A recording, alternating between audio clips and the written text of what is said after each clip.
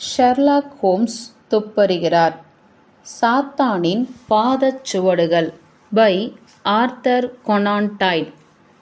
Sherlock ஹோம்ஸுடன் ஏற்பட்ட நீண்டகால நெருக்கமான நட்பின் விளைவாக எனக்கு கிடைத்த சுவையான அனுபவங்கள் மற்றும் வினோதமான நினைவுகள் அனைத்தையும் அவ்வப்பொழுது பதிவு செய்யும் வேளையில் மிகவும் நெருடலான ஒரு விஷயம் என்னவென்றால், அவரது விளம்பரத்தின் மேலுள்ள வெறுப்புதான். அவரது சுவாரஸ்யம் இல்லாத குறைகாணும் இயல்பினால் மக்கள் அவரை பாராட்டுவது அவருக்கு கொஞ்சம் கூட பிடிக்காது. ஒவ்வொரு வழக்கும் வெற்றிகரமாக முடிந்த பின் அதை ஒரு சராசரியான அதிகாரியின் கைகளில் ஒப்படைத்து அவர்களின் கேலியான நகைப்பிற்கு நடுவில் தடுமாற்றமான வாழ்த்துக்களை கேட்பது அவரை மிகவும் சங்கடப்படுத்தும் விஷயங்கள். அவரது இந்த இயல்பு மட்டுமே காரணம், வேறு எந்த சுவாரஸ்யமான விஷயங்கள் இல்லாமல் போனதால் அல்ல. நான் இவரது சில வழக்குகளை மட்டுமே சமீப காலமா பொதுமக்களின் பார்வையில் வைத்திருப்பது. அவரது வழக்குகளில் நான் புலன் விசாரணை செய்ய உடன் இருந்தது எனக்கு மிகவும் கௌரவம்தான். அதை நினைத்து நான் எப்பொழுதும் அடக்கமாக பெருமைப்பட்டதுண்டு. போன செவ்வாய்க்கிழமை அவரிடம் இருந்து வந்த தந்தி என்னை மிகவும் ஆச்சரியப்படுத்தியது. அவர் என்றைக்கும் கடிதமே எழுதியதில்லை. சொல்ல வந்த விஷயத்தை இரத்தின சுருக்கமாக தந்தியிலேயே சொல்லிவிடும் வல்லமை படைத்தவர் அவர். அதன் விவரம், அவர்களிடம் கார்னிஷ் பயங்கரத்தை பற்றி ஏன் சொல்லக்கூடாது? நான் எடுத்ததிலேயே மிகவும் வித்தியாசமான வழக்கு. எந்த நினைப்பில் அவருக்கு இதெல்லாம் தோன்றியது என்று தெரியவில்லை. ஆனால் அதை நானும் நினைவில் வைத்திருப்பேன் என்று எப்படித்தான் நினைக்கிறாரோ தெரியவில்லை. வேறு ஏதாவது தந்தி வருவதற்குள் மக்களின் பார்வைக்கு வைக்கலாம் என்று நானும் சுறுசுறுப்புடன் தேட ஆரம்பித்து விட்டேன். அப்பொழுது 1897 ஆண்டின் வசந்த காலம். விவரங்களை தோண்டி துருவும் ஆவல் மற்றும் விடாமுயற்சி போன்ற குணங்களாலும் தொடர்ச்சியான வேலைபளுவினாலும் ஹோம்ஸின் இரும்பு போல் இறுகிய முகமும் இலக தயாராவது போன்ற அறிகுறிகள் காட்டிக்கொண்டு இருந்தன. அந்த ஆண்டின் மார்ச் மாதத்தில் ஹார்லி தெருவில் வசிக்கும் மருத்துவர் மூர் ஹகர் அவருடன் ஏற்பட்ட வினோதமான அறிமுகம். அதை இன்னொரு நாள் விவரிக்கிறேன். அவருக்கு புதிய உற்சாகம் கொடுத்து அவர் தனது மற்ற வேலைகள் அனைத்தையும் ஒதுக்கி வைத்துவிட்டு முழுமையான ஓய்வெடுக்க வேண்டிய முடிவுக்கு வித்திட்டது. தனது உடம்பு முற்றிலும் செயல் இழப்பதை தடுக்க அதை விட்டால் வேறு வழியில்லை. இருந்தாலும் அவரது உடல் நலத்தை பாதுகாப்பதில் அவருக்கு துளியும் அக்கறையே கிடையாது. ஏனெனில் அவரது மனம் முழுமையான துறவு நிலையில் இருந்தது. ஆனால் வேலையிலிருந்து மொத்தமாக துரத்திவிடும்படி அபாயத்தில் இருந்து தப்பிக்க வேறு வழியில்லாமல் விட்டு கொடுக்க வேண்டியதாகிவிட்டது. அதனால் முற்றிலும் புதிய சூழ்நிலைக்கு தன்னை மாற்றிக்கொண்டார். ஆக அந்த ஆண்டின் வசந்த கால தொடக்கத்தில் நாங்கள் இருவரும் கார்னிஷ் தீபகற்பத்தின் கோடியில் பொழுது வளைகுடாவிற்கு அருகிலுள்ள ஒரு குடிலில் தங்க இருந்தோம். அது ஒரு தனிமையான இடம். எனது நோயாளியின் இறுக்கமான நகைச்சுவைக்கு உகந்த இடம். உயரமான புல்வெளி மேட்டில் அமைந்திருந்த வெள்ளை அடிக்கப்பட்ட அந்த வீட்டின் சாளரத்தில் இருந்து அபாயமான அரைவட்ட வடிவில் இருந்த மலைகள் சூழ்ந்த வளைகுடாவை பார்த்தோம். மரணத்தின் பொறிகளான அந்த பழைய மரக்கலங்கள், விளிம்பில் உள்ள கருமையான பள்ளத்தாக்குகள், அலைகள் நீராட்டும் பாறைகள், அதன் மேல் எண்ணற்ற மாலுமிகள் தங்கள் முடிவை சந்தித்திருக்கிறார்கள். வடக்கிலிருந்து வரும் தென்றல் காற்றின் தாலாட்டில் அவைகள் அமைதியாக பாதுகாப்பாக இருந்தன. புயலினால் அடைகழிக்கப்பட்ட களங்களை அடைத்து பாதுகாப்பாக ஓய்வெடுக்க கூப்பிடுவது போல் இருந்தது அந்த தென்றல் காற்றின் மெல்லிய வருடல். அதைத் தொடர்ந்து திடீரென்று வந்தது ஒரு பெரும் சூழல் காற்று. கலங்கடிக்கும் வடமேற்கு திசையில் இருந்து வந்த ஒரு புயல். அலைகழிக்கும் நங்கூரம், நனையாத கரை, கீறிச்சிடும் அலைகளுக்கு இடையில் ஒரு இறுதி சண்டை. திறமையான மீகாமன் அபாயமான அந்த இடத்தில் இருந்து தள்ளியே நின்றான். கரைக்கு இப்புறம் நிலத்திலும் எங்கள் சுற்றுப்புறமும் கூட கடலில் இருப்பது போலவே அபாயகரமானதாகவே இருந்தது. அந்த ஊர் முழுவதும் சுற்றி சுற்றி பொட்டல் காடல்கள்தான். தனிமையாக பழுப்பு நிறமேறி இருந்தது. எங்கேயாவது ஒரு இடத்தில் ஒரே ஒரு தேவாலயம் இருந்தது. இந்த ஊர் ஒரு அரத பழசான ஒரு கிராமம் என்பதற்கு சாட்சியாய். அந்த ஊரில் எந்த பக்கம் திரும்பினாலும் ஏதோ ஒரு இனம் அழிந்து போனதற்கான சுவடுகள் தெரிந்தன. அவைகள் விட்டு போனதற்கு அடையாளங்களாய் கற்களால் செய்யப்பட்ட நினைவு சின்னங்கள், கரடு முரடான பாறைகள், அதன் மேல் பிணங்களை எரித்த சாம்பல், ஆர்வமூட்டும் மட்பாண்டங்கள் ஏதோ ஒரு பழைய யுகத்தின் சண்டைகளை நினைவுபடுத்தி கொண்டிருந்தன. அந்த இடத்தின் மோகனமும் மர்மங்களும் மறந்து போன நாடுகளின் மோசமான சூழ்நிலைகளும் எனது நண்பனின் கற்பனைகளுக்கு விருந்தாகின. அவர் நீண்ட நேரம் தனியே உலா போவதும் அந்த ஊரின் பொட்டல்வேலிகளில் தனியே தியானிப்பதுமாய் இருந்தார். பழைய கார்னிஷ் மொழியும் என் நண்பனின் எண்ணங்களை சிறையிட்டன. அது பாபிலோனியர்கள் பேசும் மொழியை ஒத்திருந்தது என்று அவர் சொன்னதாக ஞாபகம். பினீஷிய தகர வர்த்தகர்களிடம் இருந்து உருவாகி இருந்திருக்கும். அவர் ஒரு பெட்டகம் முழுவதும் மொழியியல் பற்றிய புத்தகங்களை தருவித்திருந்தார். ஆற அமர படித்து இந்த விதமான கருத்துக்களை தெரிவித்த வண்ணம் இருந்தார். அப்பொழுது திடீரென்று எனக்கு சங்கடமாகவும் அவருக்கு உண்மையான மகிழ்ச்சி ஏற்படுத்தும் வண்ணமும் கனவுகளின் நாடான அந்த இடத்திலும் எங்களது வாசலுக்கு வெளியிலே ஒரு உபத்திரவம் காத்திருந்தது. எங்களை லண்டனில் இருந்து உந்தி தள்ளிய பிரச்சனையை காட்டிலும் இது மிகவும் தீவிரமாகவும் கட்டி போடுவதாகவும் அளவில்லா மர்மங்கள் நிறைந்ததாகவும் இருந்தது. எங்களது எளிய வாழ்வும் அமைதியான ஆரோக்கியமான வாழ்வியலும் மிகவும் வன்மையாக துண்டிக்கப்பட்டது. அதன் பின்னால் நடந்த தொடர் நிகழ்வுகளால் நாங்கள் கிறுகிறுத்து போனோம். கார்ன்வாலில் மட்டுமல்லாது மேற்கு இங்கிலாந்து முழுவதும் அது அளவில்லா அதிர்ச்சியை கொடுத்தது.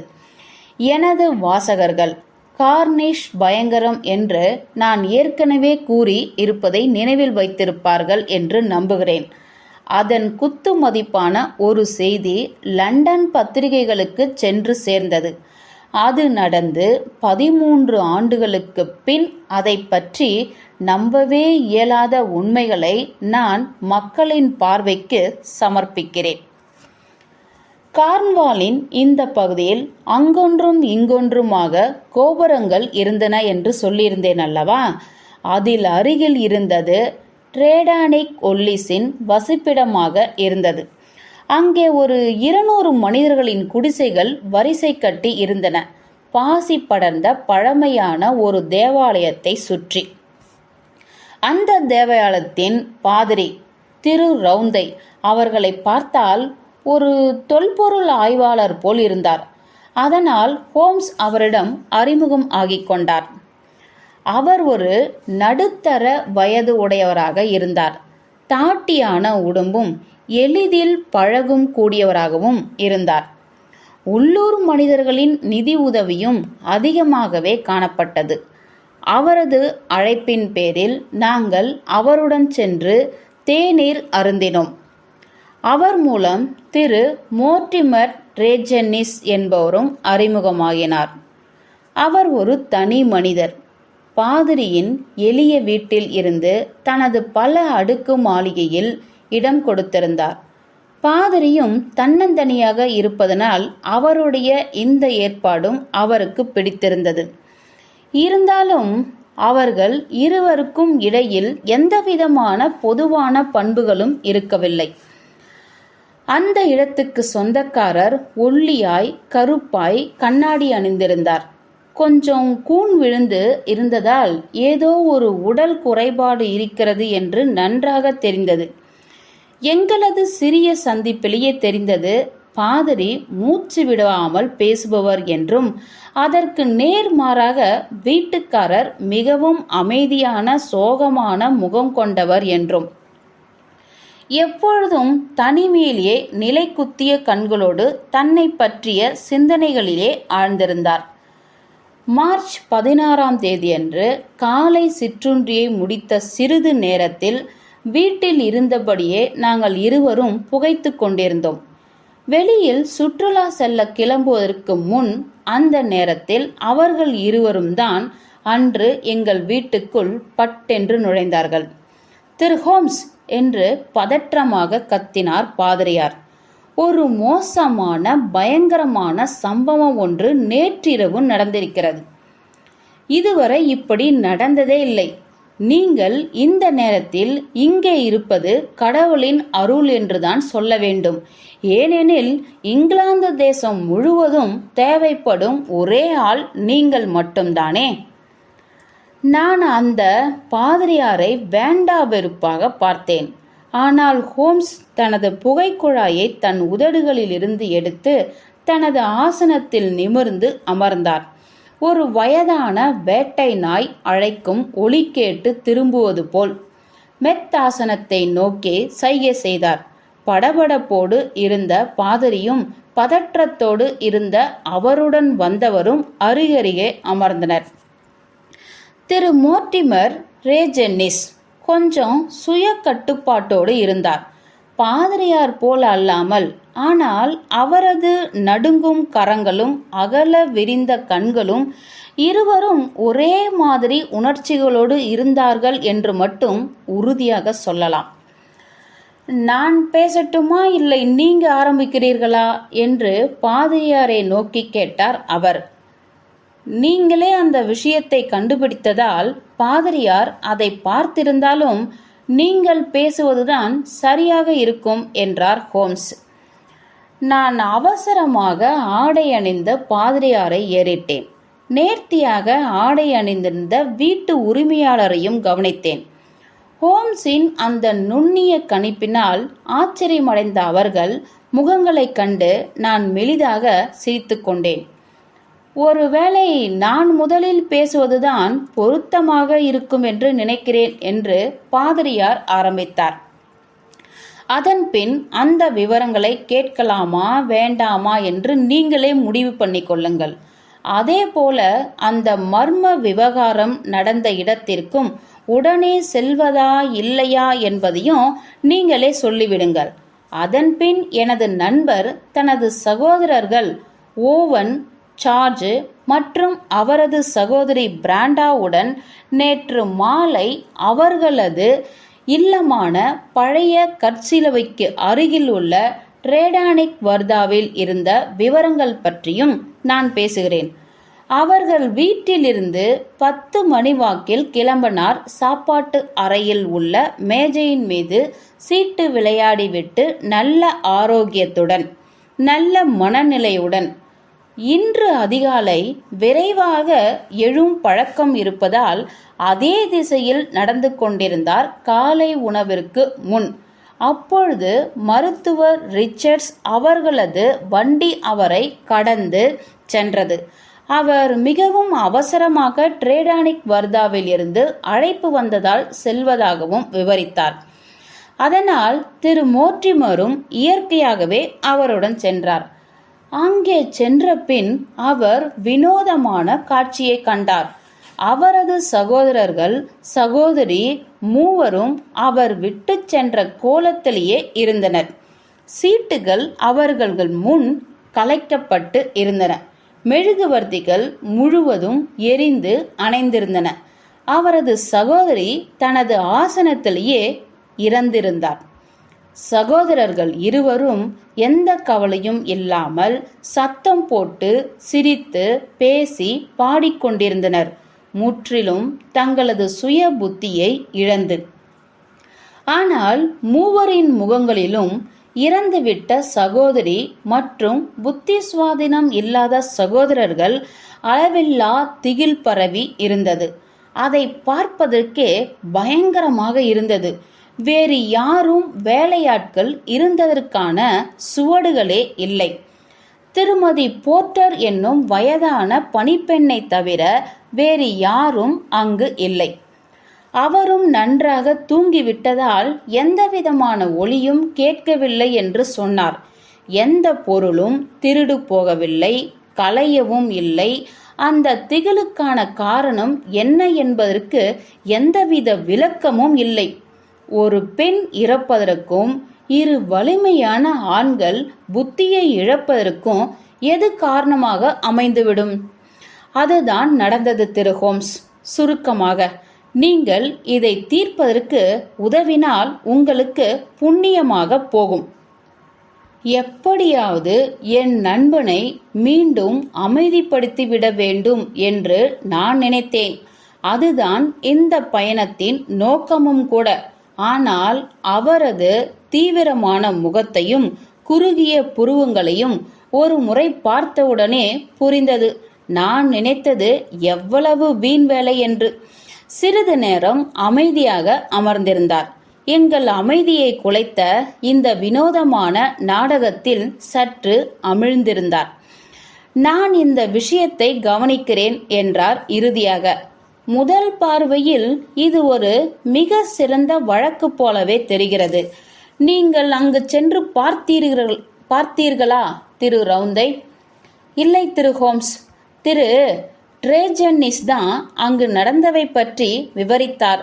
அதன்பின் நான் நேரே உங்களை காண ஓடோடி வந்துவிட்டேன். இந்த பயங்கரம் நடந்த இடம் இங்கிருந்து எவ்வளவு தூரம் இருக்கும்? கிட்டத்தட்ட 1 மைல் தொலைவிருக்கும். பின் நாம் அனைவரும் நடந்தே செல்வோம்.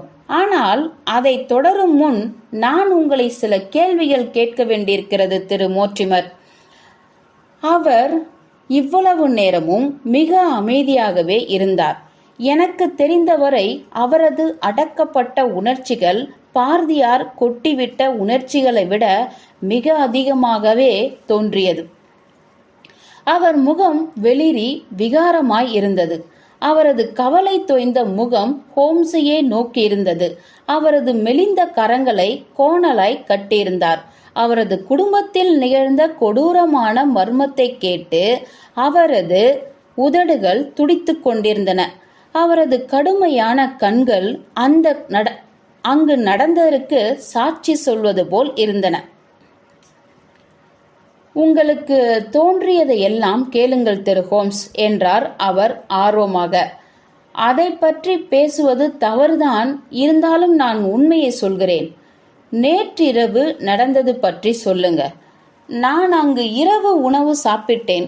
பாதிரியார் சொன்னது போல எனது அண்ணன் சீட்டு விளையாடலாம் என்று அழைத்தார். நாங்கள் ஒரு 9 மணிக்கு அமர்ந்தோம்.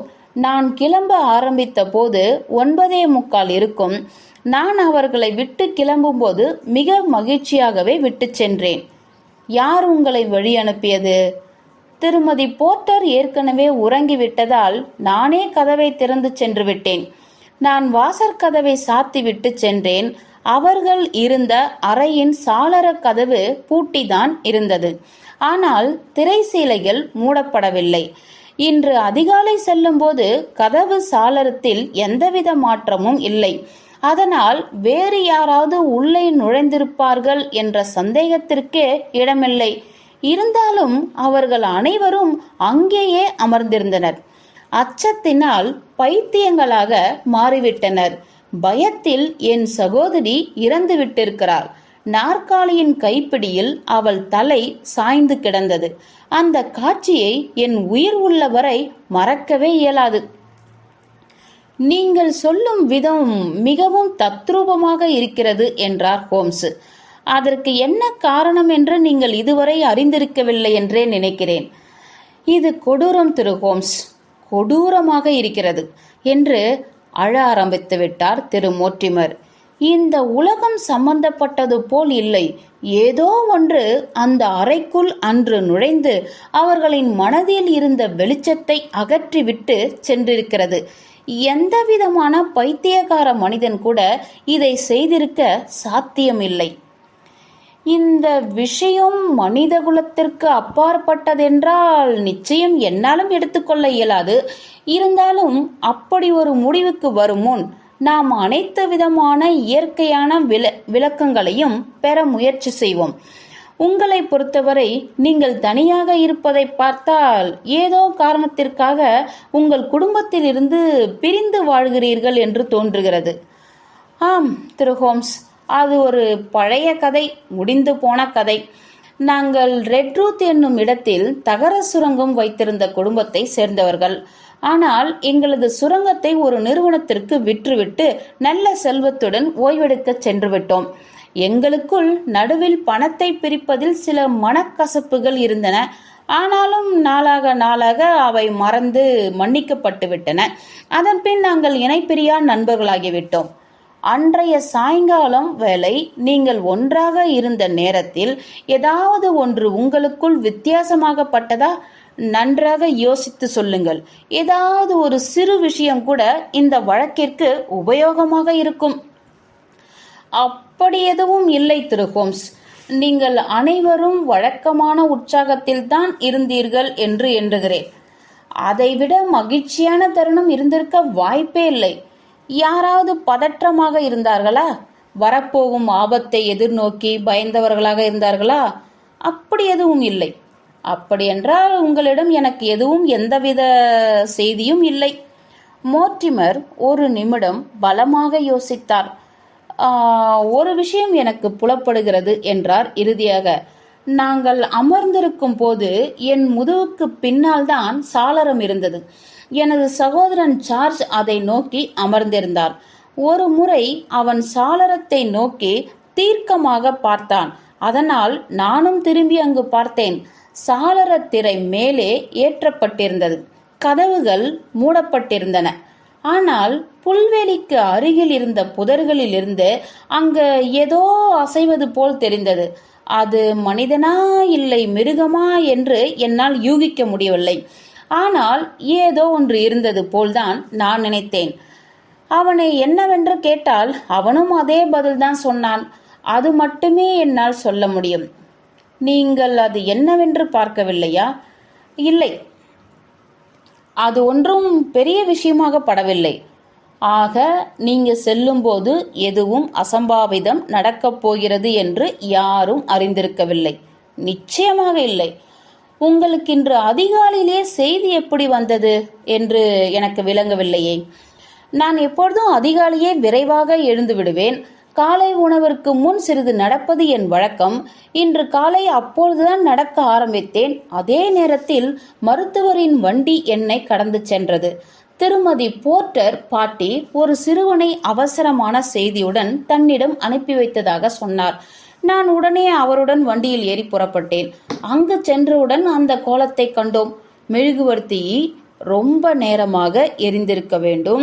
அவர்கள் விடியும் வரையும் அங்கேயே இருட்டிலேயே அமர்ந்திருக்கிறார்கள். மருத்துவர் பிராண்டா இறந்து 6 மணி நேரமாவது ஆகியிருக்கும் என்றார். அங்கே சண்டை நடந்ததற்கான அறிகுறி எதுவும் இல்லை. அவள் தலை சாய்ந்து நாற்காலியின் கைப்பிடியில் இருந்தது. முகத்தில் மட்டும் அந்த பயம் தெரிந்தது. சார்ஜ் மற்றும் ஓவன் இருவரும் ஏதேதோ உளறிக் கொண்டிருந்தனர். காண சகிக்கவில்லை. என்னால் அங்கு நிற்கவே முடியவில்லை. மருத்துவரும் ஒருவேளை காகிதம் போல் வெளிரி போய் விட்டார். சொல்ல போனால் அவரும் மயக்கம் அடைந்து ஒரு நாற்காலியில் நிலை குலைந்து அமர்ந்து விட்டார். நாங்கள் கிட்டத்தட்ட அவரை கைத்தாங்கலாக பிடித்து கொண்டோம். அருமை, மிக அருமை என்கிறார் ஹோம்ஸ். பின் தனது தொப்பியை எடுத்துக்கொண்டே எழுந்தார். நாம் உடனே ட்ரேடானிக் வர்தாவிற்கு செல்ல வேண்டும்.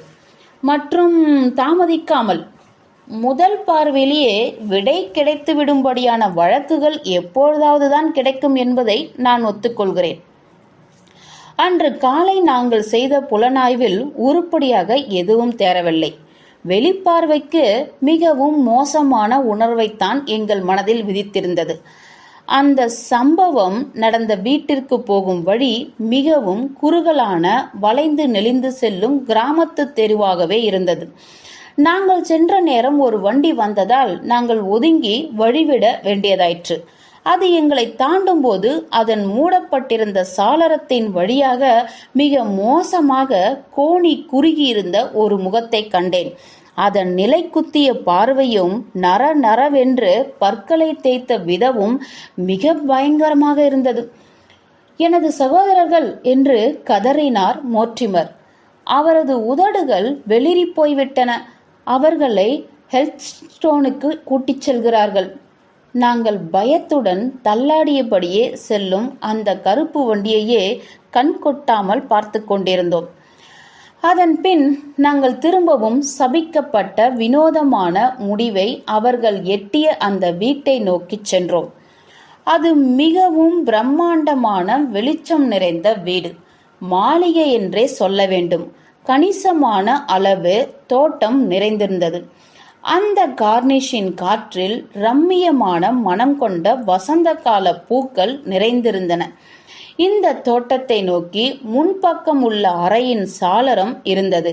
ஆக அங்கிருந்துதான் திரு மோர்டிமர் சொன்ன தீமையே உருவான அந்த உருவம் வந்து ஒரே அடியில் அவர்களை கதிகலங்க செய்திருக்க வேண்டும். ஹோம்ஸ் மெதுவாக கவனமாக பூந்தொட்டிகளை பார்வையிட்டார். வீட்டின் முகப்பை அடையும் வழியையும் கவனமாக பார்த்தபடியே வந்தார். அவரது சிந்தனையில் அப்படியே ஊறிப்போயிருந்த அவர் திடீரென பூவாளியினுள் இருந்ததைக் கண்டு துணுக்குற்றார்.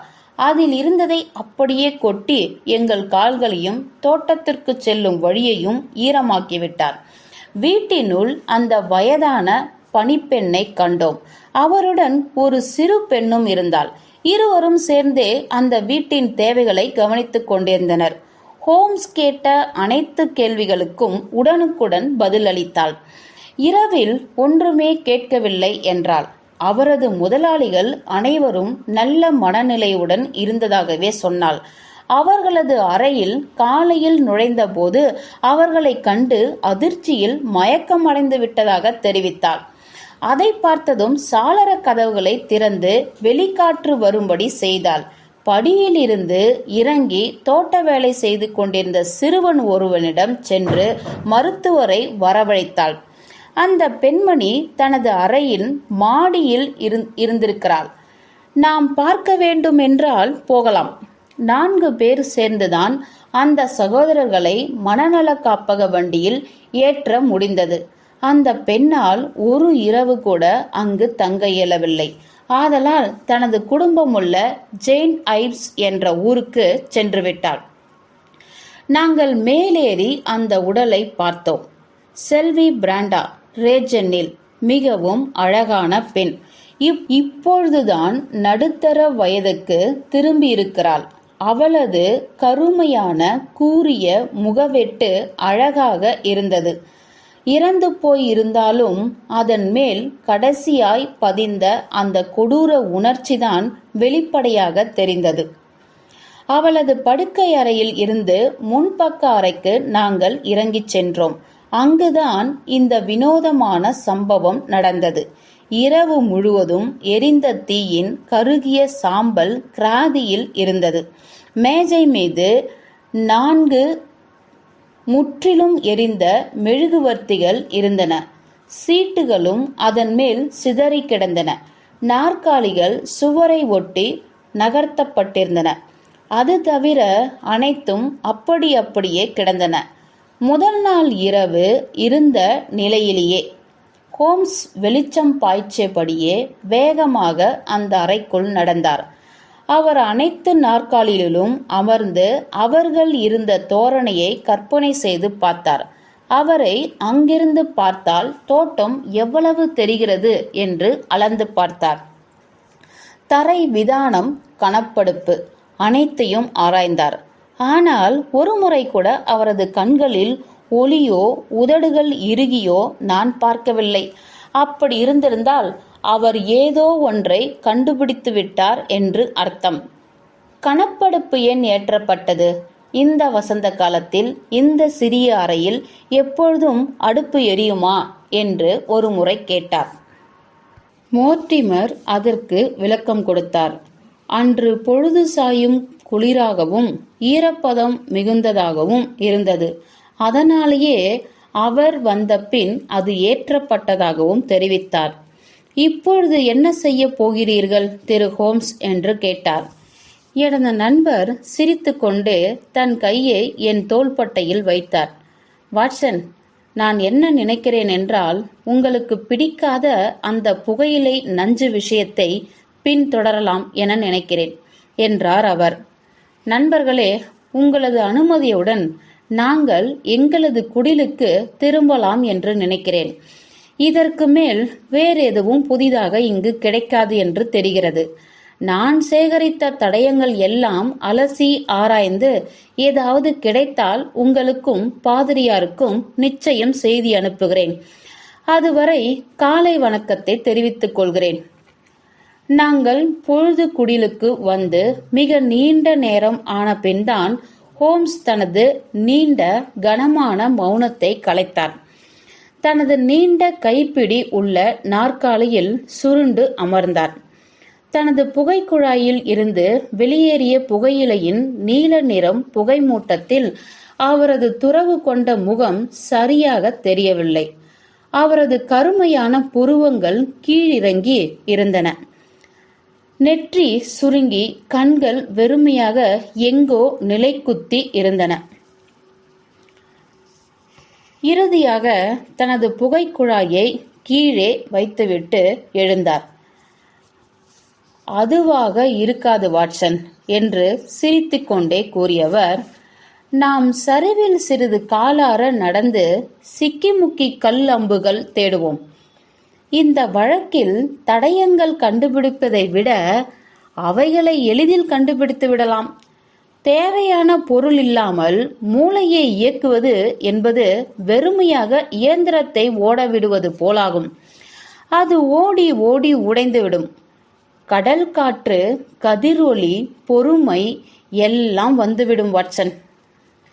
நாம் பொறுமையாக நமது நிலைமை என்ன என்று ஆராய்வோம் என்று அவர் தொடர்ந்தார்.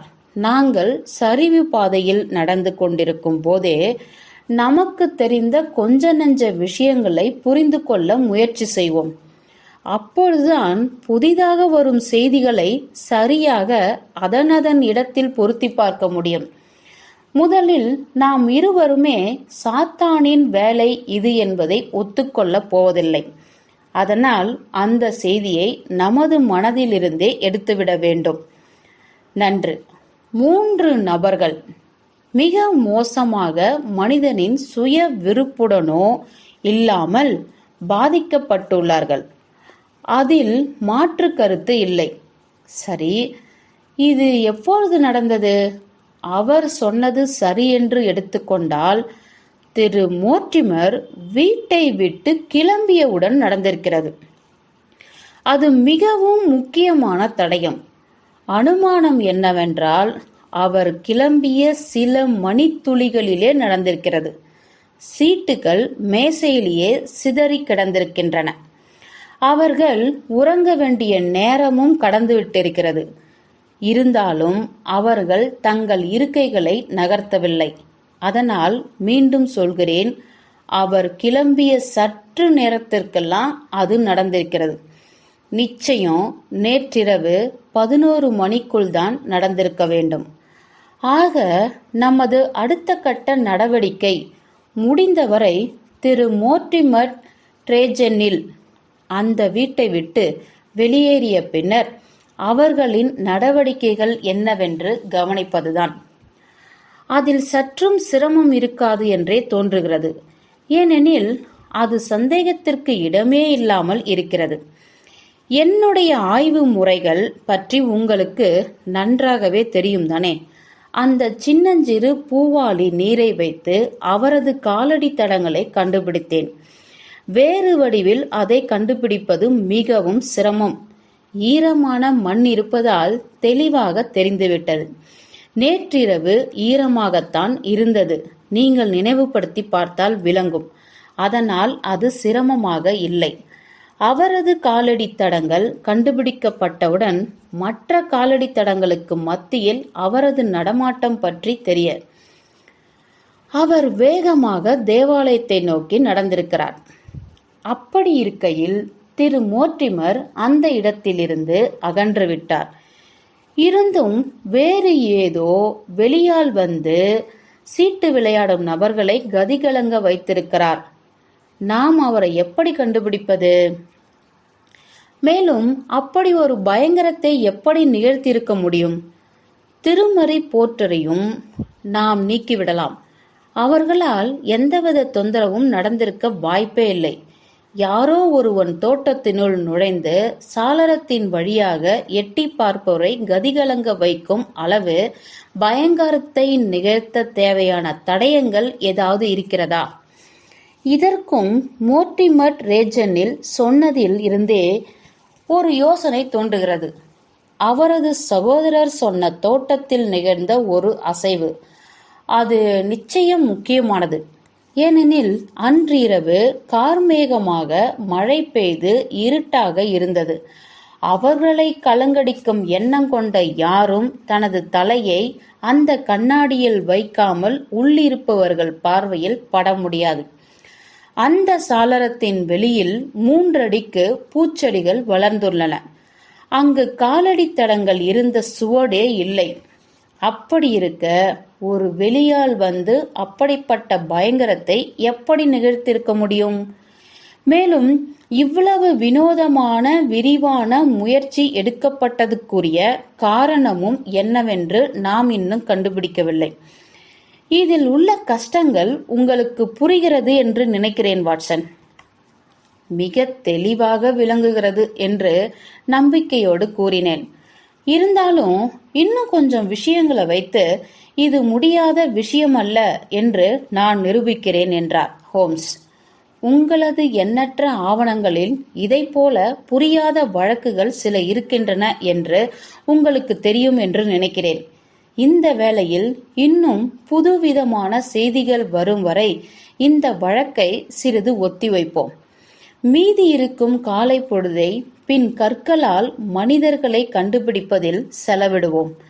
எனது நண்பனின் எதிலும் விலகி நிற்கும் தன்மை பற்றி நான் ஏற்கனவே கூறியிருக்கிறேன் என்று நினைக்கிறேன். மிகவும் தன்மையாக வேறு எந்தவித கொடூரமான மர்மங்களும் அவரது விடைக்காக காத்திருக்கவில்லை என்பது போல அன்று கார்ன்வாலிக் வசந்தகால காலை பொழுதில் 2 மணி நேரமாக கோடாரிகள் அம்பு முனைகள் உடைந்த துகள்கள் பற்றி சொற்பொழிவு ஆற்றிக் கொண்டிருந்த அந்த நேரத்தில்தான் நாங்கள் அதை பற்றி வியந்து பார்த்து கொண்டிருந்தேன். நாங்கள் மத்தியானம் வெகு நேரம் கழித்து எங்கள் குடிலுக்கு வந்த பின்தான் தெரிந்தது ஒரு பார்வையாளர் எங்களுக்காக காத்திருப்பது. சற்று நேரத்திற்கெல்லாம் மீண்டும் அவர் எங்களை வந்து வழக்கிற்குள் கொண்டு வந்து விட்டுவிட்டார். இருவருக்கும் அவர் யார் என்று அறிந்து கொள்ள தேவையே ஏற்படவில்லை.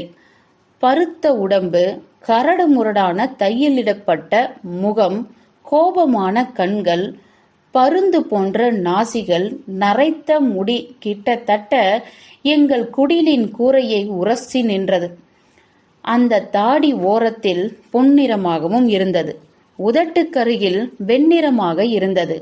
எப்பொழுதும் புகைக்குழாயை பயன்படுத்தி இழுக்கும் சுருட்டுகளின் ஆசியால் இவை அனைத்தும் ஆப்பிரிக்காவினைப் போலவே லண்டனிலும் நன்கு அறிமுகமாகி இருந்தன. இவை அனைத்தையும் பேராற்றல் வாய்ந்த சிங்கங்களை வேட்டையாடும் மற்றும் ஆய்வு பயணங்கள் மேற்கொள்ளும் திரு லியோன் ஸ்டென்டல் அவர்களை தவிர வேறு யாருக்கு இருக்க முடியும்? அவர் இந்த மாவட்டத்தில் இருக்கிறார் என்ற தகவல் எங்களுக்கு தெரியும்.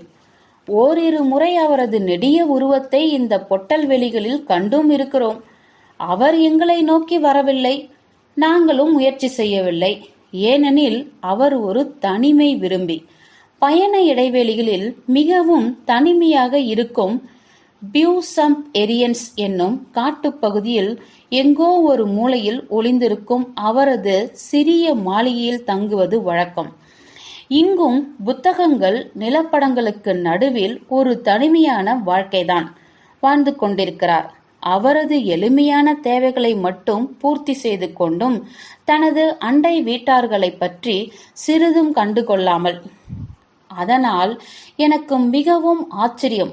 அவர் வந்து தனது ஆர்வமான குரலில் இந்த வழக்கில் ஏதாவது முன்னேற்றம் இருக்கிறதா என்று விசாரித்தது. இந்த ஊர் காவல்துறை சுத்த மோசம் என்றார் அவர். இருப்பினும் உங்களது நீண்ட அனுபவம் நிச்சயம் ஏதாவது ஒரு நம்பத்தகும் விளக்கம் கொடுக்கலாம். சொல்லப்போனால் என் அம்மா வழியில் அவர்கள் எனக்கும் உறவு முறைதான். அதனால் அவர்களது இந்த மோசமான விபத்து எனக்கும் மிக அதிர்ச்சியாக இருக்கிறது. எனது ஆப்பிரிக்கா பயணத்தில் கிட்டத்தட்ட பிளைமூத் வரை சென்று விட்டேன். எனக்கும் இன்று அதிகாலை தான் செய்தி கிடைத்தது. அதனால் உடனே உங்களுக்கு உதவியாய் இருக்கும் என்று விசாரணையில் பங்கேற்க வந்தேன். ஹோம்ஸ் தனது புருவங்களை உயர்த்தினார். உங்கள் பயணத்தை பாதி வழியில் விட்டுவிட்டீர்களா? நான் அடுத்த படகில் சென்று விடுவேன். அருமை, அதுதான் உண்மையான நட்பு. அவர்கள் எனது உறவினர்கள் என்பதை நான் உங்களுக்கு நினைவுபடுத்துகிறேன். நிச்சயமாக. உங்களது பயண சுமைகள் எல்லாம் கப்பலில் இருக்கிறதா? கொஞ்சம் மட்டுமே. மீதி அனைத்தும் நான் தங்கிய வாடகை அறையில் இருக்கிறது. அப்படியா? இந்த செய்தி நிச்சயம் பிளைமூத் காலை செய்தியில் வந்திருக்க வாய்ப்பில்லை. இல்லை, எனக்கு தந்தி வந்திருந்தது. யாரிடமிருந்து என்று நான் அறிந்து கொள்ளலாமா? அவரது மெலிந்த முகத்தில் சற்று நிழல் பரவியது. நீங்கள் மிகவும் தோண்டுகிறீர்கள் திரு ஹோம்ஸ். அது என்னுடைய தொழில். கோபத்திலிருந்து கொஞ்சம் பிரயாசப்பட்டு பழைய நிலைக்கு வந்தார் திரு ஸ்டென்டல். அதை சொல்ல எனக்கு ஒன்றும் சிரமமில்லை என்றார் அவர். திரு ரவுந்தை பாதிரியார்தான் எனக்கு தந்தி அனுப்பி வரவழைத்தார். நன்றி என்றார் ஹோம்ஸ். உங்களது முதல் கேள்விக்கு என்னால் ஒரு பதில் சொல்ல முடியும். எனக்கு ஒன்றும் இதுவரை விளங்கவில்லை. ஆனாலும் எனக்கு முழுவதும் நம்பிக்கை இருக்கிறது. எப்படியாவது இந்த மர்மத்தை கண்டுபிடித்து விடுவேன் என்று. இப்போதைக்கு இதற்கு மேல் எதுவும் சொல்ல முடியாது. உங்களுக்கு ஆட்சேபனை இல்லை என்றால் நீங்கள் யாரை சந்தேகப்படுகிறீர்கள் என்று சொல்ல முடியுமா? இல்லை, இன்னும் அவ்வளவு தூரம் வரவில்லை. அப்படியென்றால் எனது நேரத்தை வீணடித்து விட்டேன் என்றே நினைக்கிறேன். இதற்கு மேல் என் பயணத்தை நான் ஒத்திப்போட இயலாது. புகழ்பெற்ற அந்த மனிதர் கொஞ்சமும் சுரத்தே இல்லாமல் அந்த வீட்டை விட்டு சென்றார். ஒரு 5 நிமிடம் கழித்து அவர் பின்னாலேயே ஹோம்ஸ் தொடர்ந்து சென்றார். அவரை நான் மீண்டும் சாயந்திரம்தான் பார்த்தேன். அவர் மெதுவாக களைத்து போன உடலோடு மீண்டும் வந்தார். அதிலிருந்து அவர் தனது விசாரணையில் எந்தவித முன்னேற்றமும் காணவில்லை என்பது புரிந்தது. அவர் தனக்கு வந்த ஒரு தந்தியை உற்று நோக்கி பார்த்துவிட்டு தூர எறிந்து விட்டார். பிளைமூத் விடுதியில் இருந்து வாட்சன் என்றார் அவர். பாதிரியாரிடம் இருந்து எந்த விடுதி என்று அறிந்து கொண்டேன். அதன்பின் தந்தி அனுப்பி திரு லியோன் சொன்னது எல்லாம் சரிதானா என்று சரிபார்த்தேன். அவர் அங்குதான் தங்கியிருந்தார் என்றும் சிறிது உடைமைகளை ஆப்பிரிக்காவிற்கு அனுப்பியுள்ளார் என்றும் தெரிய வந்தது. அந்த இடைப்பட்ட வேளையில் இங்கு வந்து விசாரணையில் பங்கேற்க வந்தார் என்பதும் உண்மைதான். இதிலிருந்து என்ன தெரிகிறது வாட்சன்?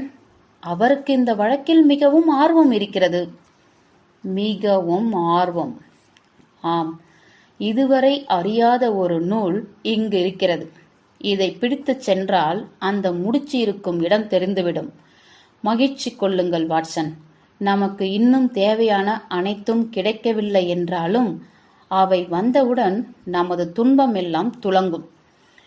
ஹோம்ஸின் வார்த்தைகள் எவ்வளவு தூரம் பலிக்கும் என்று தெரியவில்லை.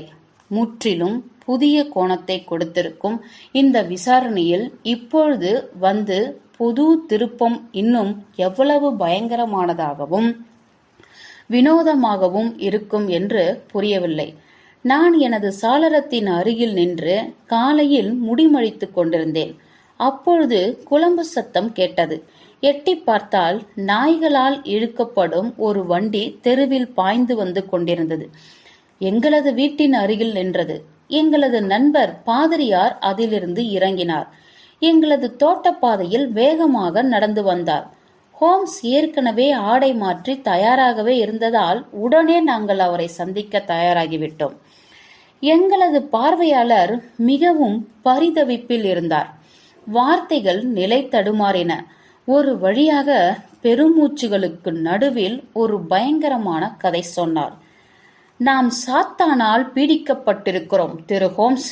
எனது திருச்சபை முழுவதும் சாத்தானின் வசம் சென்று விட்டது என்று கதறி எழுதார். நேரில் வந்து இங்கு இறங்கிவிட்டது. நாம் அதன் கைகளில் ஒப்படைக்கப்பட்டு விட்டோம். அவர் இங்கும் அங்கும் நடனமாடிக் கொண்டிருந்தார். அவர் இருந்த உணர்ச்சிகளின் வேகத்தில் அவரது வெளிரிய முகமும் பேயறைந்த கண்களும் இல்லையென்றால் அவரை பார்த்து நன்றாக வாய்விட்டு சிரிக்கலாம். இறுதியில் அந்த கொடூரமான செய்தியை கொட்டினார். திரு மோர்டிமர் ட்ரேஜனில் நேற்றிரவு இறந்துவிட்டார். அவரது குடும்ப உறுப்பினர்கள் போன்ற அதே சூழ்நிலையில். ஹோம்ஸ் சட்டென்று எழுந்தார். தனது ஆற்றலெல்லாம் ஒருங்கே திரட்டி, உங்களது வண்டியில் எங்கள் இருவருக்கும் இடம் இருக்குமா? நிச்சயமாக வாட்சன். நாம் நமது காலை உணவை பிறகு பார்த்துக் கொள்வோம். திரு ரவுந்தை நாம் உடனடியாக கிளப்புவோம். அங்கு இருக்கும் பொருட்கள் கலைந்து விடுவதற்கு வேகமாக செல்வோம். பாதிரியாரின் இல்லத்தில் வீட்டு உரிமையாளர் 2 அறைகளை ஆக்கிரமித்திருந்தார். அவைகள் இரண்டும் ஒவ்வொரு கோணத்தில் ஒன்றன் மீது ஒன்றாக இருந்தன. கீழே ஒரு பெரிய வரவேற்பறை இருந்தது. மேலே அவரது படுக்கையறை. அவைகள் மரப்பந்தாட்டம் ஆடும் புல்வெளியை நோக்கியிருந்தது. அது அந்த அறைகளின் சாளரம் வரை நீண்டிருந்தது. மருத்துவரோ காவல்துறையோ வருவதற்கு முன் நாங்கள் அங்கே சென்று விட்டோம். அதனால் எதுவும் கலையாமல் அப்படியே இருந்தது. பனி மூட்டமாய் இருந்த அந்த மார்ச் மாத காலையில் அங்கு என்ன இருந்தது என்று நான் அப்படியே விவரிக்கிறேன். என்றுமே அழிக்க முடியாத சுவடுகளை என் மனதில் பதித்துவிட்டது அன்றைய நிகழ்வு. அந்த அறையின் சூழல் இறுக்கமாகவும் கொடூரமாகவும் இருந்தது. அந்த அறையில் நுழைந்த பனியால் சாளரத்தின் அருகில் சென்று வாந்தி எடுத்து விட்டார். இல்லையென்றால் இன்னும் தாங்க முடியாததாகவே இருந்திருக்கும். நடுவில் இருந்த மேசை மீது ஒரு விளக்கு எரிந்து புகை கக்கிக் கொண்டிருந்ததால் இருக்கலாம். அதன் அருகில்தான் அந்த இறந்த மனிதன் இருந்தான். அவனது நாற்காலியில் சாய்ந்து அமர்ந்து அவனது மெல்லிய குறுந்தாடி நீட்டியபடி இருந்தது. அவனது கண்ணாடி நெற்றியின் மீது அழுந்தி இருந்தது. அவனது ஒல்லியான கருப்பான முகம் சாளரத்தை நோக்கி இருந்தது. அவனது இறந்த சகோதரியின் முகத்தைப் போலவே அதீத அச்சத்தின் காரணமாய் கோணலாய் இருந்தது. அவனது கரங்கள் மிகவும் பரிதவித்திருந்தன. விரல்கள் பிணைந்து அச்சத்தினால் வலிப்பு வந்தது போன்று இருந்தன. அவன் முழுவதும் ஆடை அணிந்திருந்தான். இருந்தாலும் அவசரமாக ஆடை அணிந்தது போன்ற அறிகுறிகள் தென்பட்டன. அவன் படுக்கை அறையில் இருந்து எழுந்து வந்த பின் அதிகாலையில்தான் இது நடந்தது என்று ஏற்கனவே அறிந்திருந்தோம். வெளிப்பார்வைக்கு சோம்பேறி போல் இருந்தாலும் அந்த மரணம் நிகழ்ந்த வீட்டை அடைந்தவுடன் அவர் காட்டிய செயலில் ஒருவர் எரிமலை குழம்பு போன்ற அவரது சூடான ஆற்றலை அறிந்து கொள்ளலாம். ஒரே நொடியில் இறுக்கமாகவும் தயாராகவும் ஆகிவிட்டார். அவரது கண்கள் பளிச்சிட்டன. முகம் தெம்பாகிவிட்டது. கைகள் பரபரப்பாகிவிட்டன. அவர் புல்வெளியில் இருந்தார். சாளரத்தின் வழியே எட்டி பார்த்தார். அறையின் முழுவதும் சுற்றினார். மேலேறி படுக்கை அறைக்கு சென்றார்.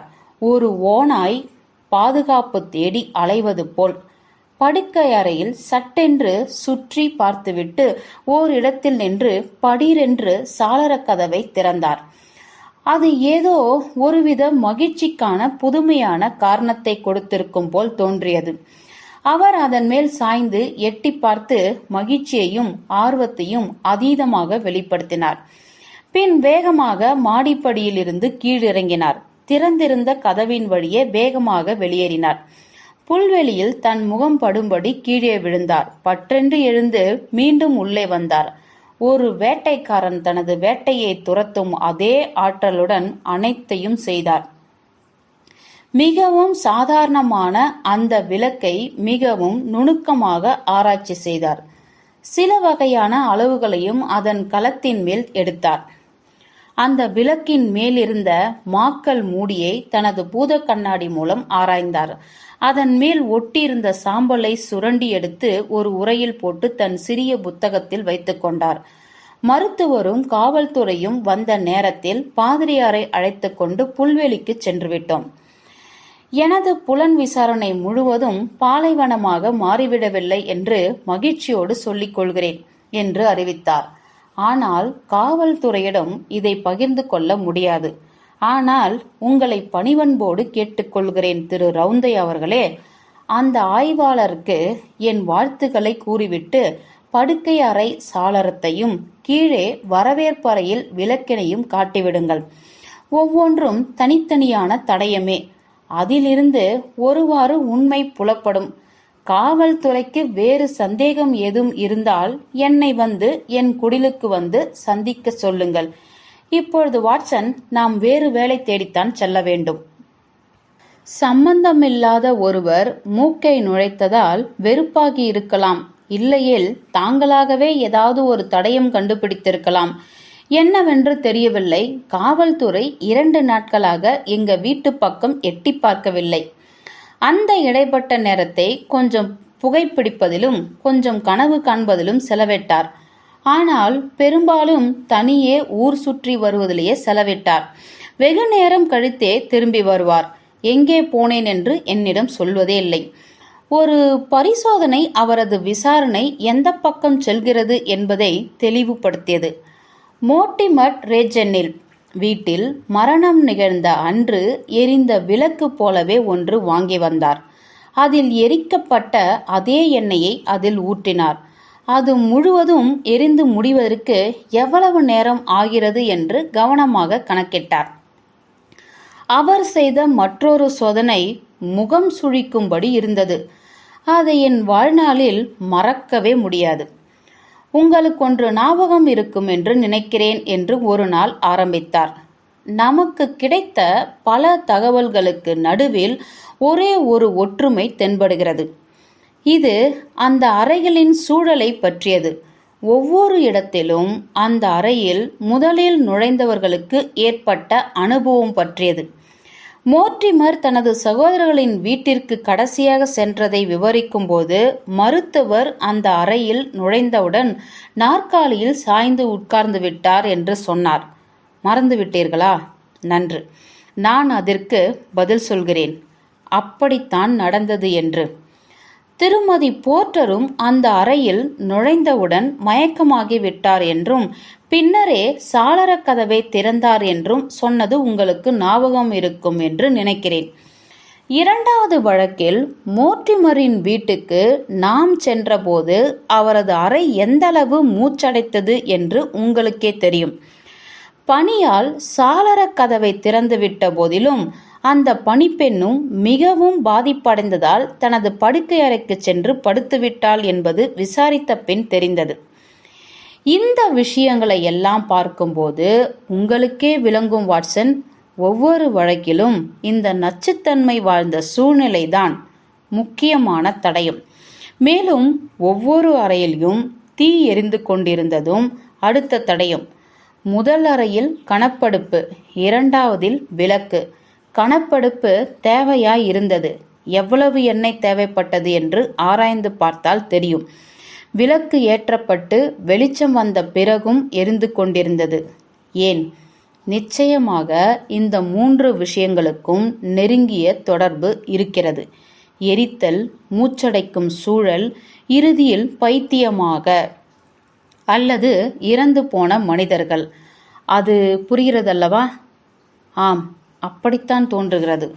குறைந்தபட்சம் இது சாத்தியமான அனுமானம்தான் என்பதை நாம் ஒத்துக்கொள்ளலாம். ஆக ஒவ்வொரு வழக்கிலும் ஏதோ ஒன்று எரிக்கப்பட்டிருக்கிறது என்பதாக எடுத்துக்கொள்வோம். அதுதான் வினோதமான நச்சுத்தன்மை வாய்ந்த சூழலை உருவாக்கி இருக்க வேண்டும்.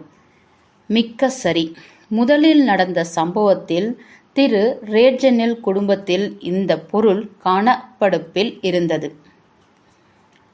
அதன் சாளரம் பூட்டப்பட்டிருந்தது. இருந்தாலும் எரியும் நெருப்பு அதன் ஆவியை புகைப்போக்கி வழியாக கடத்தியிருக்கும் இயல்பாக. அதனால் அந்த நச்சின் பாதிப்பு இரண்டாவது சம்பவத்தை விட கம்மியாகவே இருந்திருக்கும். இரண்டாவது சம்பவத்தில் அந்த நச்சு வெளியேறுவதற்கு வழியே இல்லை. முடிவுகளும் அதையே காட்டுகின்றன. முதல் சம்பவத்தில் மிகவும் உணர்ச்சி வயப்படும் பெண்தான் இறந்தது. மற்ற இருவரும் தற்காலிகமான அல்லது நிரந்தரமான பைத்தியமாகிவிட்டார்கள். அதுதான் அந்த நச்சின் முதல் பாதிப்பு. எரிவூட்டப்பட்ட ஒரு நஞ்சின் மூலமாகவே இந்த சம்பவங்கள் நடத்தப்படுகின்றன என்ற கருத்தியலை இந்த தடயங்கள் நிரூபிக்கின்றன. இதே எண்ணங்கள் என் மனதில் ஓடிக்கொண்டிருந்ததால் திரு மோர்டிமரின் அறையில் இயல்பாகவே நான் அந்த பொருள் எங்கேயாவது படிந்திருக்கிறதா என்று ஆராய்ந்து பார்த்தேன். மாக்கல் மூடி அல்லது விளக்கின் புகை தடுக்கும் இடம், அதுதான் வெளிப்படையான இயல்பாகவே பார்க்க வேண்டிய இடம். அங்கே நிச்சயமாக நிறைய சாம்பல் படிமங்கள் இருந்தன. அதன் ஓரத்தில் துளியூண்டு பழுப்பு நிற துகள்களும் எரியாமல் இருந்தன. அதில் பாதியை நான் எடுத்துக்கொண்டேன். அதை நீங்களே பார்த்தீர்கள். அதை ஒரு உரையில் வைத்தேன். ஏன் பாதி? எனதருமை வாட்சன், அதிகாரபூர்வமான விசாரணைக்கு குறுக்கே நிற்பது என் வழக்கம் அல்ல. நான் கண்டுபிடித்த அனைத்து தடயங்களையும் நான் அவர்களுக்கும் விட்டுவிட்டு வந்தேன். மாக்களின் மீது அந்த நஞ்சு இருந்தது. அதை அவர்கள் நினைத்தால் பார்த்திருக்கலாம். இப்பொழுது வாட்சன், நாம் நமது விளக்கை எரிப்போம். ஆனால் சாளரங்களை திறந்து விடுவோம். இந்த சமுதாயத்தின் மதிப்புமிகு மனிதர் இருவர் விரைவாக இறந்து போவதை தடுக்க நீங்கள் அந்த திறந்திருக்கும் சாளர கதவு அருகே சாய்வு நாற்காலியில் அமர்ந்து கொள்ளுங்கள். உங்களுக்கும் இந்த சம்பவத்துக்கும் எதுவும் தொடர்பில்லை என நினைத்தால், ஓ, நீங்கள் பார்க்க வேண்டும் அல்லவா, உங்களை பற்றி தெரியும் என்று நான் எண்ணிவிட்டேன். இந்த நாற்காலியை நான் உங்களுக்கு எதிராக வைக்கிறேன். அதனால் நாம் இருவரும் அந்த நச்சிற்கு ஒரே தூரத்தில் எதிரெதிராக இருக்கலாம். வாசற் கதவையும் நாம் திறந்தே வைத்திருக்கலாம். ஒருவர் மற்றொருவரை கவனிக்க வசதியாக இருக்கும். ஆபத்தான சூழ்நிலையே இருந்தால் உடனே அந்த சோதனையை நிறுத்தவும் வசதியாக இருக்கும். உங்களுக்கு விளங்கியதா? சரி, நான் அங்கிருந்து சேகரித்த பொடியை எடுக்கிறேன். உரையில் இருந்து அதை அந்த விளக்கின் மேல் வைக்கிறேன். இப்பொழுது நாம் அமர்ந்து என்ன நடக்கிறது என்று கவனிப்போம். அவைகள் வெளிக்கிளம்ப வெகுநேரம் ஆகவில்லை. நான் நாற்காலியில் உட்காரக்கூட இல்லை. அதற்கு முன்பாகவே அடர்ந்த கஸ்தூரி மனம் மெலிதாக குமட்டலோடு எழுந்தது. அதன் முதல் அடியிலேயே எனது மூளை மற்றும் எண்ணங்கள் எனது கட்டுப்பாட்டை இழந்தன. ஒரு கருமையான அடர்ந்த புகை என் கண்களுக்கு முன் சுற்றியது. அந்த மேகத்தில்தான் எனது மிரண்டு போன உணர்ச்சிகளின் மேல் இந்த பிரபஞ்சத்தின் கற்பனைக்கே எட்டாத அனைத்து சீர்கேடுகளையும், ஒதுங்கியிருக்கும் தெளிவற்ற அனைத்து கொடூரங்களையும், பூதகரமாக இருக்கும் அனைத்தையும் கொண்டு வந்து கொட்டிவிடும் என்று என் மனம் சொல்லியது. தெளிவற்ற உருவங்கள் அந்த கரும்புகையில் சுழன்று நீந்திக் கொண்டே இருந்தன. ஒவ்வொன்றும் வரப்போகும் அபாயங்களை அறிவித்துக் கொண்டிருந்தன. சொல்ல முடியாத யாரோ ஒருவன் வருகையை அறிவித்தன. அதன் நிழல் பட்டவுடனேயே எனது உயிரை குடிக்கும் வல்லமை படைத்திருந்தது. நடுநடுங்க வைக்கும் ஒரு பேரச்சம் என்னை ஆட்டி படைத்தது. எனது முடிகள் எல்லாம் நட்டமாக நிற்பதை என்னால் உணர முடிந்தது. எனது கண்கள் வெளியேறி நின்றன. எனது வாய் தானாக திறந்தது. எனது நாக்கு தோல் போல இறுகியது. மூளைக்குள் நடக்கும் போரினால் ஏதாவது ஒன்று நிச்சயம் உடைந்துவிடும் போல் தோன்றியது. நான் கத்த வேண்டும் என்று நினைத்தேன். ஆனால் எனது குரல் ஒரு தவளையின் கரகரப்பை போல் ஆகிவிட்டது. எட்ட நின்று நான் கேட்பது போல கேட்டது. அதே நேரத்தில் அந்த கார்மேகத்தின் விரக்தியில் இருந்து தப்பிக்க வேண்டி அதற்குள் நுழைந்த ஹோம்ஸின் முகத்தை பார்த்தேன். அது வெள்ளையாய் உறுதியாய் மிரட்சியோடு இருந்தது. நான் இறந்து போன அந்த மனிதர்களின் முகங்களில் கண்டது போலவே அந்த ஒரு பார்வை எனக்கு ஒரு நொடி விழிப்புணர்வு மற்றும் வலிமை கொடுத்தது. நான் எனது நாற்காலியில் இருந்து மின்னல் என எழுந்தேன். ஹோம்ஸின் கைத்தாங்கலாக பிடித்து கொண்டு இருவரும் சேர்ந்து வாயிற்கதவை நோக்கி தள்ளாடியபடியே சென்றோம். அதன் பின் சற்றென்று புல்வெளியில் இருவரும் அருகருகே விழுந்தோம். அருமையான கதிரவனின் வெளிச்சம் மட்டுமே எங்கள் கண்களுக்கு தெரிந்தது. நரகம் போன்ற கார்மேகத்தின் கொடூரங்களை கிழித்தபடி. மெதுவாக அந்த எண்ணம் எங்களை விட்டு விலகியது. புற்களின் மீது படிந்த பனித்துளிகள் விலகுவது போல அமைதியும் பகுத்தறிவும் மீண்டும் வந்தன. நாங்கள் புற்களின் மீது அமர்ந்திருந்தோம். எங்களது நெற்றியின் மீது படிந்திருந்த வியர்வைகளை துடைத்தபடி, அந்த பயங்கர அனுபவத்தின் இறுதி சமயங்களை நினைத்தபடி, அடுத்து என்ன செய்வது என்ற கேள்வியுடன் ஒருவரை ஒருவர் பார்த்து கொண்டிருந்தோம். உறுதியாக சொல்கிறேன் வாட்சன் என்று ஒருவாறு மௌனத்தை உடைத்தார் ஹோம்ஸ். தட்டு தடுமாறி, நான் உங்களுக்கு நன்றி கூறிக்கொள்கிறேன். அதே நேரத்தில் மன்னிப்பு கேட்டுக்கொள்கிறேன். நான் என்மேல் இந்த சோதனை பண்ணியதை மன்னிக்க முடியாது. அதுவும் ஒரு நண்பனுக்கு செய்ததை ஏற்றுக்கொள்ளவே முடியாது. என்னை மன்னித்து விடு நண்பா. நான் சிறிது ஆவலுடன் அவருக்கு பதிலளிக்க ஆரம்பித்தேன். உங்களுக்கு உதவியதால் எனக்கு மிகவும் மகிழ்ச்சி மற்றும் கௌரவமே. சற்றென்று இயல்பு நிலைக்கு திரும்பிய அவர் பாதி கேலியாகவும் மீதி வெறுப்பான மனநிலையுடன் இருந்தார். அவருடன் நெருக்கமாக இருப்பவர்களிடம் அவர் அப்படித்தான் நடந்து கொள்வார். நம்மை நாமே பைத்தியமாக்கிக் கொள்வதென்பது மிதம் மிஞ்சியது எனதருமை வாட்சன் என்றார் அவர். வெளியிலிருந்து பார்க்கும் ஒருவர் இவ்வளவு மோசமான சோதனையை பண்ணும் முன்பாகவே நம்மை அப்படி முடிவு கட்டியிருப்பார். இது எவ்வளவு மோசமாக இவ்வளவு விரைவாக மாறும் என்று நான் நினைக்கவே இல்லை என்பதை ஒத்துக்கொள்கிறேன். அவர் வேகமாக வீட்டினுள் நுழைந்தார். எரியும் விளக்கை கையில் ஏந்தியபடியே வெளியில் வந்து எட்டி பிடித்தபடி முட்செடி புதர்கள் இடையே தூக்கி வீசி எறிந்தார். அதன் பாதிப்பு வீட்டினுள் இருந்து நீங்கி சிறிது நேரம் பொறுத்திருந்து பார்ப்போம்.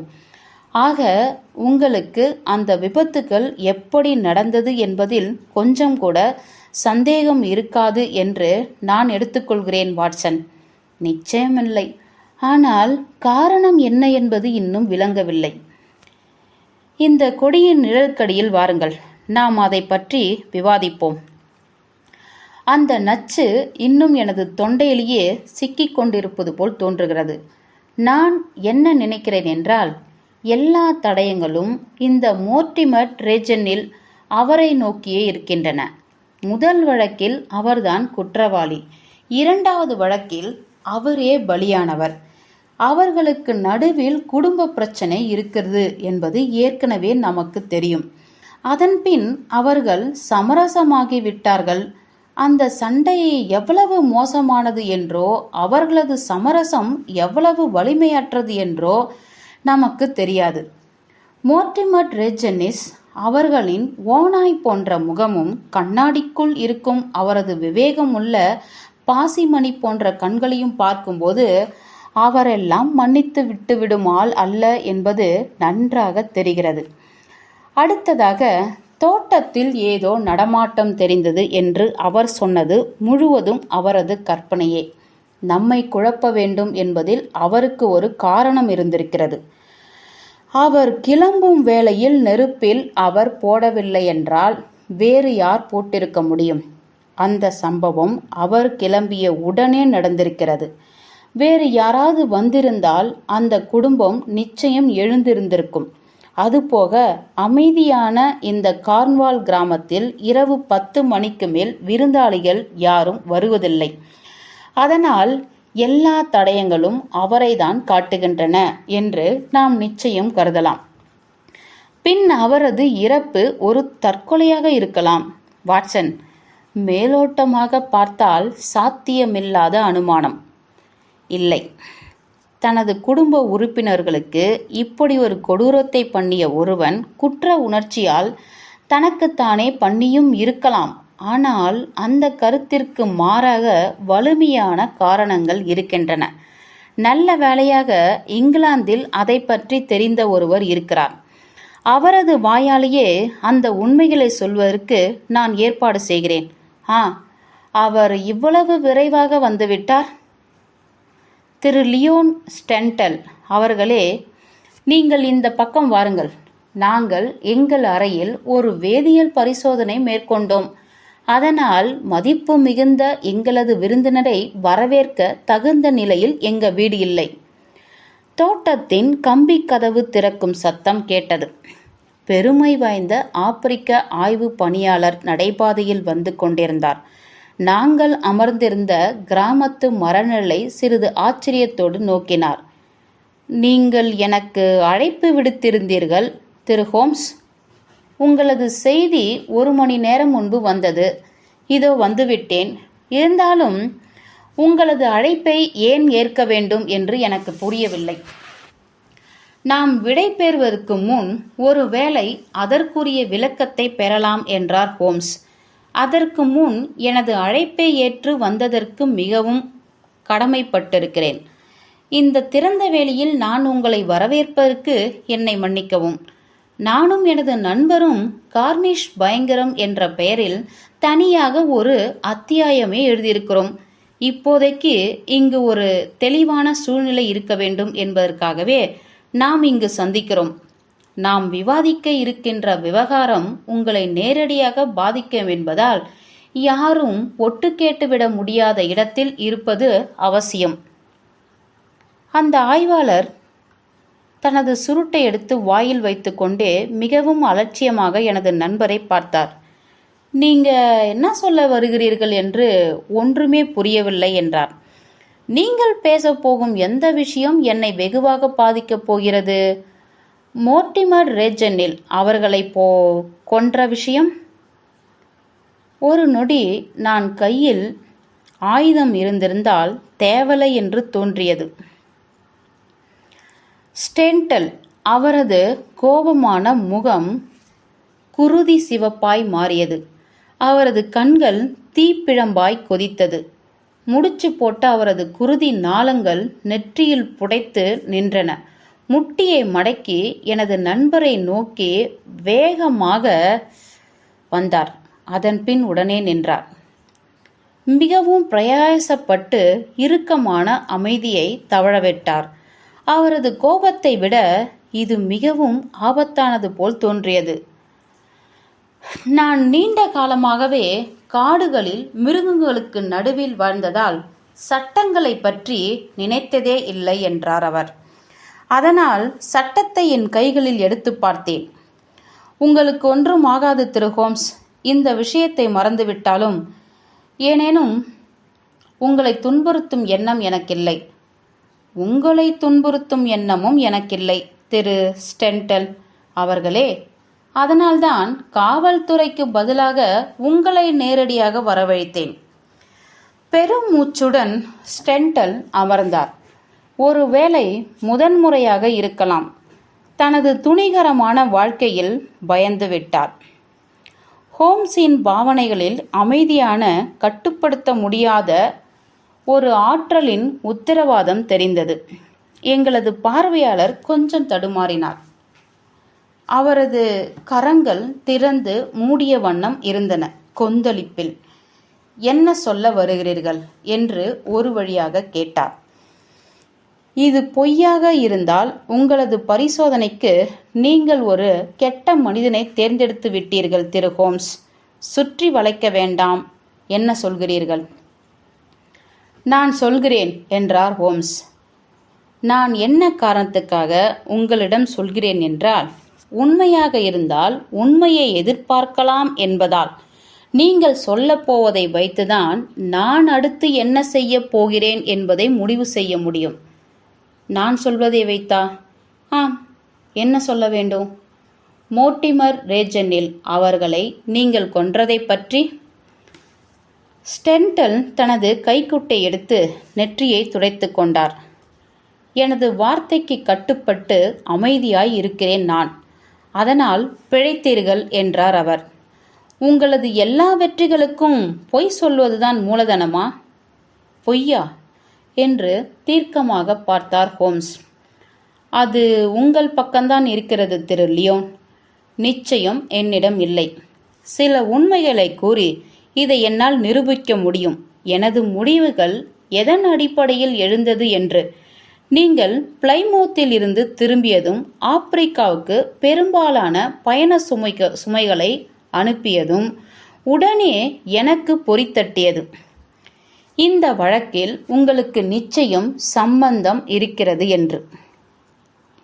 நான் திரும்ப வந்தேன். நீங்கள் வந்ததுக்கான காரணங்களை நான் விசாரித்தேன். அது மிகவும் தெளிவற்றதாக போதுமானதாக இல்லை. அதை நாம் விட்டுவிடுவோம். இங்கு நீங்கள் எங்களை தேடி வந்து யார் மீது சந்தேகம் இருக்கிறது என்று விசாரித்தீர்கள். நான் பதில் சொல்லவில்லை. அதன்பின் நீங்கள் திருச்சபைக்கு சென்றீர்கள். வெளியில் சிறிது நேரம் காத்திருந்து பின் உங்கள் வீட்டிற்கு சென்றீர்கள். உங்களுக்கு எப்படி தெரியும்? நான் உங்களை பின்தொடர்ந்தேன். நான் யாரையும் பார்க்கவில்லையே.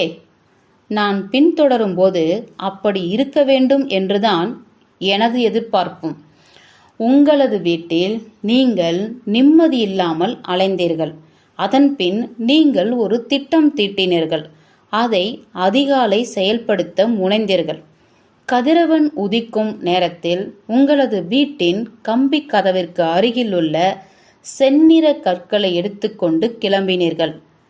ஸ்டென்டல் கோபமாகவும் வெறுப்பாகவும் அவரை முதலில் பார்க்க ஆரம்பித்தவர் அப்படியே ஆச்சரியத்தின் விளிம்பிற்கு சென்று விட்டார்.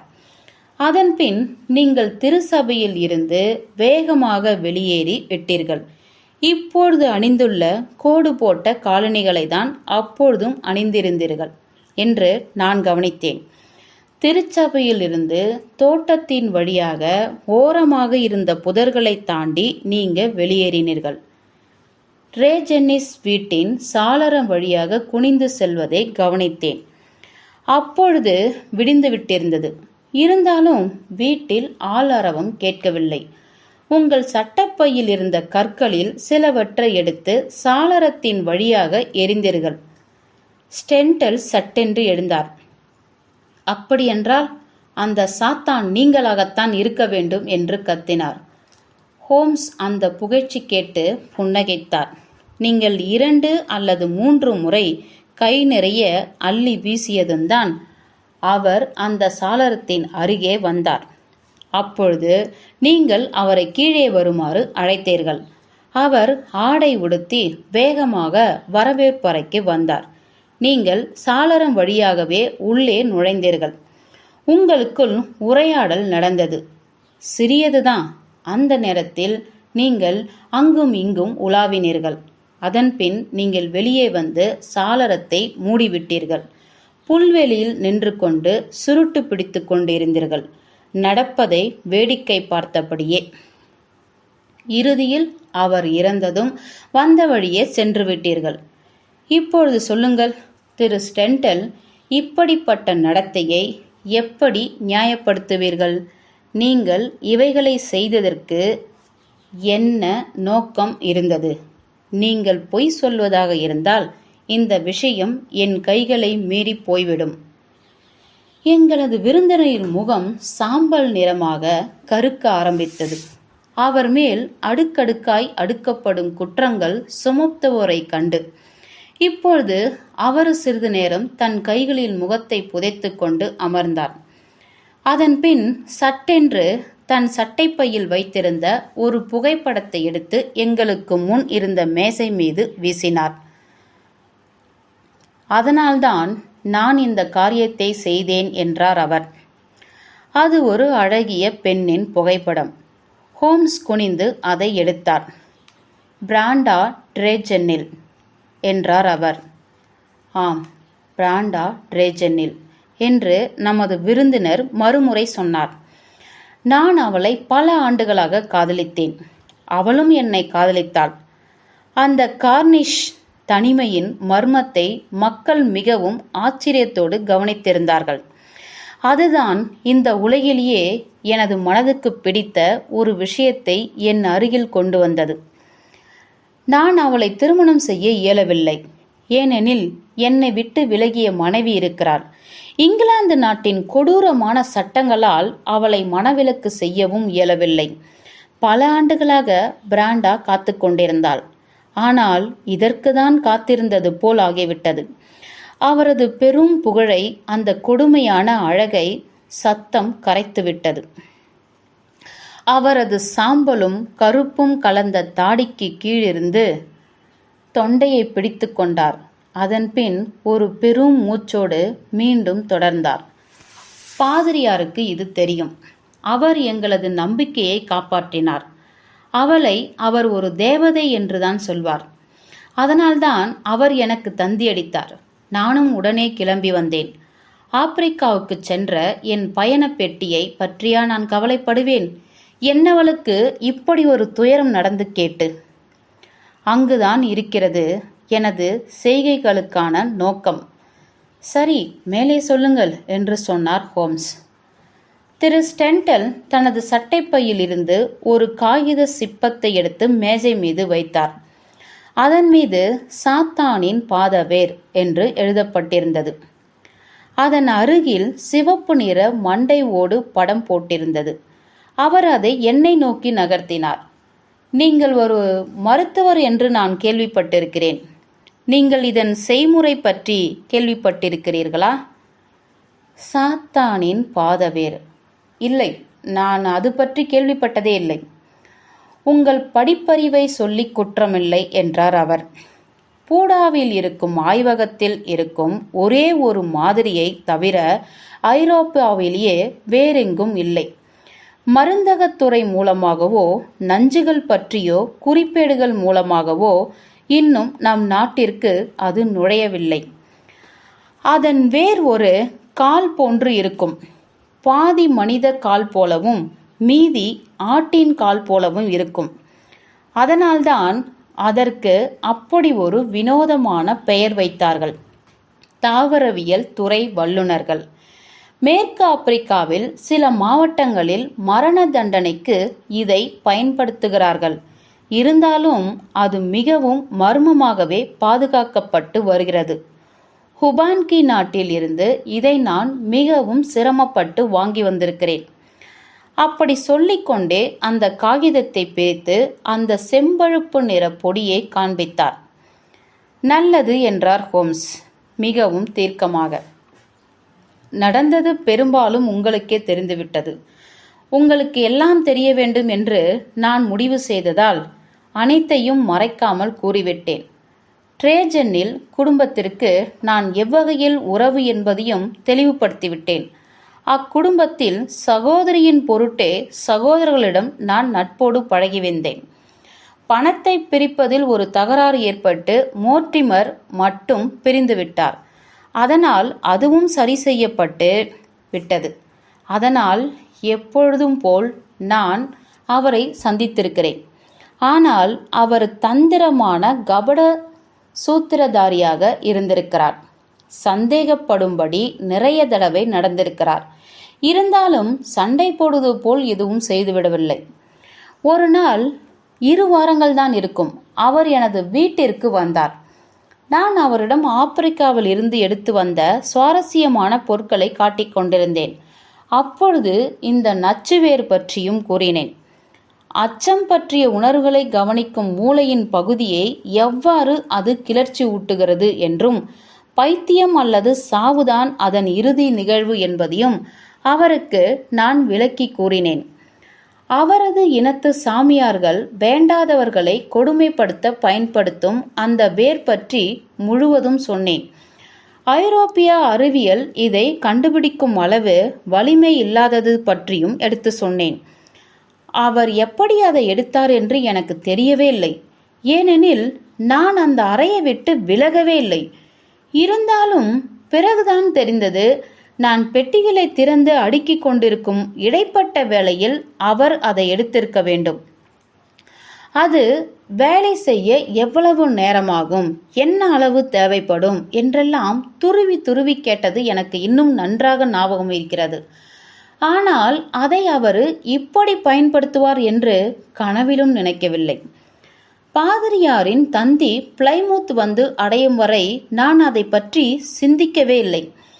எனக்கு செய்தி தெரியும் முன் இந்த பாவி நான் கப்பல் ஏறி விடுவேன் என்று நினைத்திருக்கிறான். அதன்பின் ஆப்பிரிக்காவில் இருந்து திரும்பி வர பல ஆண்டுகள் ஆகிவிடும் என்று தப்பு கணக்கு போட்டிருக்கிறான். ஆனால் நான் உடனே திரும்பிவிட்டேன். எனது நச்சு வேர்தான் பயன்படுத்தப்பட்டிருக்கிறது என்று உறுதி செய்யாமல் நான் எந்தவித விளக்கங்களையும் கேட்டு பெற விரும்பவில்லை. உங்களுக்கு வேறு ஏதாவது விளக்கம் கொடுக்கப்பட்டிருக்கலாம் என்ற எண்ணத்தில்தான் நான் உங்களை சந்திக்க வந்தேன். ஆனால் ஏமாற்றமே மிஞ்சியது. மோர்டிமர் தான் கொலை செய்திருக்கிறார் என்று எனக்கு தெளிவாக தெரிந்துவிட்டது. பணத்துக்காக தனது உறவுகள் எல்லோரும் பைத்தியமாகிவிட்டால் பொதுவில் இருக்கும் சொத்து முழுவதும் தன் கைகளுக்கு வந்துவிடும் என்ற எண்ணத்தினாலும் அவர்கள் மேல் இந்த நச்சுப்பொடியை பரிசோதித்திருக்கிறான். இருவர் பைத்தியங்களாகவும் ஒருவர் இறக்கவும் காரணமாகிவிட்டான். நான் காதலித்த ஒரே உயிரையும் இப்படி அநியாயமாக கொலை செய்துவிட்டான். அந்த குற்றத்திற்கு அவனுக்கு என்ன தண்டனை? சட்டத்திற்கு முன் அவனை நிறுத்தலாம் என்றால் ஆதாரங்களை எப்படி நான் தருவது? உண்மை என்னவென்று எனக்கு நன்றாக தெரியும். கற்பனைக்கே எட்டாத ஒரு உண்மையை நான் எவ்வாறு நம் நாட்டின் சட்ட மேதைகள் முன் நிரூபிக்க முடியும்? முடியலாம், முடியாமலும் போகலாம். ஆனால் நான் தோற்கக்கூடாது. எனது மனம் பழிவாங்க வேண்டும் என்று கதறியது. நான் ஒரு முறை உங்களிடம் சொல்லியிருக்கிறேன். பெரும்பாலான வாழ்வை நான் சட்டத்திட்டங்களுக்கு அப்பாலேயே கழித்திருக்கிறேன் என்று. அதனால் இறுதியில் நானே என் கைகளில் சட்டத்தை எடுத்துவிடலாம் என்று முடிவு செய்துவிட்டேன். அவன் மற்றவர்களுக்கு கொடுத்த தண்டனையே நான் அவனுக்கே கொடுக்க வேண்டும் என்று முடிவு செய்துவிட்டேன். அது இல்லாவிட்டாலும் என் கைகளாலேயே அவனை கொல்லவும் முடிவு செய்துவிட்டேன். இந்த இங்கிலாந்து நாட்டிலேயே தன் உயிரை துச்சமாக மதிக்கக்கூடிய ஒருவன் என்றால் அது நானாகத்தான் இருக்க முடியும் தற்சமயம். இப்பொழுது எல்லாமே உங்களிடம் நான் சொல்லிவிட்டேன். மீதி உங்களுக்கே தெரியும். நீங்கள் கூறியது போலவே நான் எனது வீட்டில் நிம்மதியில்லாமல் இருந்தேன். அதனால் அதிகாலை விடியும் முன்பே கிளம்பிவிட்டேன். அவனை எழுப்புவது கொஞ்சம் சிரமமாகவே இருந்தது. அதனால் நீங்கள் கண்டது போல் ஒரு கற்குவியலில் இருந்து எடுத்த சிறு கற்களை அவன் மீது எறிந்தேன். அவன் இறங்கி வந்து என்னை வரவேற்பறையின் சாளரம் வழியாக அனுமதித்தான். அவன் செய்த குற்றத்தை கூறினேன். நான் ஒரு நீதிபதியாகவும் தண்டனை கொடுக்கும் அதிகாரியாகவும் அவன் முன் வந்திருப்பதாக அவனிடம் சொன்னேன். அந்த பாதகன் அப்படியே சாய்வு நாற்காலியில் அமர்ந்து விட்டான். எனது கையில் இருந்த துப்பாக்கியை கண்டு நான் விளக்கை ஏற்றினேன். அதன் மேல் அந்த பொடியை தூவினேன். அதன் பின் வெளியே சென்று கதவருகில் நின்று கொண்டேன். வெளியே வந்தால் துப்பாக்கியால் சுட்டு விடுவேன் என்று மிரட்டினேன். 5 நிமிடத்தில் அவன் இறந்துவிட்டான். கடவுளே, எப்படி இறந்தான்? ஆனால் என் மனம் ஒரு சிக்கிமுக்கி கல் போல உராய்ந்தது. எனது காதலி கண்மணி அனுபவித்ததில் 100ல் 1 பங்கு கூட அவன் அனுபவிக்காமல் சென்று விட்டானே. இதுதான் என் கதை, திரு ஹோம்ஸ். நீங்கள் ஒரு பெண்ணை காதலித்திருந்தால் நீங்களே இப்படித்தான் செய்திருப்பீர்கள். எது எப்படி இருப்பினும் நான் உங்கள் கைகளில். என்ன வேண்டுமென்றாலும் செய்து கொள்ளுங்கள். நான் ஏற்கனவே சொல்லியது போல் சாவை பற்றி எனக்கு சிறிதும் அச்சமில்லை. ஹோம்ஸ் சற்று நேரம் அமைதியாக அமர்ந்திருந்தார். உங்களது திட்டம் என்னவாக இருந்தது என்று இறுதியில் கேட்டார். நான் மத்திய ஆப்பிரிக்காவில் மறைந்துவிடலாம் என்று நினைத்திருந்தேன். எனக்கு அங்கு இன்னும் வேலை இருக்கிறது. அப்படியென்றால் அங்கேயே சென்று மீதி வேலையை முடித்து விடுங்கள் என்றார் ஹோம்ஸ். நான் உங்களை தடுக்க நினைக்கவில்லை. திரு ஸ்டென்டல் தனது பருத்த உடம்பை தூக்கி கொண்டு அமைதியாக தலைவணங்கி அந்த இடத்தை விட்டு சென்றார். ஹோம்ஸ் தனது புகைக்குழாயை பற்ற வைத்துவிட்டு உரையை என்னிடம் கொடுத்தார். நஞ்சில்லாத புகைதான் இந்த சூழலுக்கு உகந்தது என்றார் அவர். நீங்கள் இதை ஒத்துக்கொள்வீர்கள் என்று நினைக்கிறேன் வாட்சன். இந்த வழக்கில் நாம் தலையிட வேண்டும் என்று யாரும் நம்மை அழைக்கவில்லை. நமது புலன் விசாரணை தனிப்பட்டது. அதனால் நமது செய்கைகளுக்கு அப்படியே இருந்துவிட்டு போகட்டும். நீங்கள் அந்த மனிதரை வெறுக்க மாட்டீர்கள் என்று நினைக்கிறேன். நிச்சயம் இல்லை என்று நான் பதிலளித்தேன். நான் யாரையும் காதலித்ததில்லை. ஒருவேளை நான் காதல் வயப்பட்ட பெண்ணுக்கு இப்படி ஒரு முடிவு நேர்ந்தால் நானும் சட்டங்களுக்கு அப்பாற்பட்ட இந்த சிங்க வேட்டக்காரனைப் போலவே தான் செய்திருப்பேன். யாருக்கு தெரியும்? இருக்கட்டும் வாட்சன், நான் உங்களது அறிவுத்திறனை மட்டம் தட்ட விரும்பவில்லை. ஏற்கனவே தெரிந்ததை மீண்டும் சொல்லி, சாளர கதவில் இருந்த கற்களால் தான் எனது ஆராய்ச்சிக்கு முதல் புள்ளி. அது திருசபையின் தோட்டத்தில் இருந்தவை போல் இல்லை. திரு ஸ்டென்டல் மற்றும் அவரது வீட்டின் மேல் எனது பார்வை பட்டதும் தான் அதே போன்ற கற்கள் தென்பட்டன. பட்டப்பகலில் எரிந்த விளக்கும் அதன் மேல் மீதியிருந்த பொடியும் தெளிவான சங்கிலியின் தொடர் இணைப்புகளாகும். எனதருமை வாட்சன், இப்பொழுது நாம் மனதில் இருந்து இந்த வழக்கை விடுவித்துவிட்டு தெளிவான ஒரு மனதோடு பாபிலோனியர்களின் வேர்கள் பற்றிய ஆராய்ச்சியை தொடருவோம். அது நிச்சயம் பெருமை வாய்ந்த செல்டிக் மொழியின் கிளையான கார்னிஷில்தான் இருக்கும்.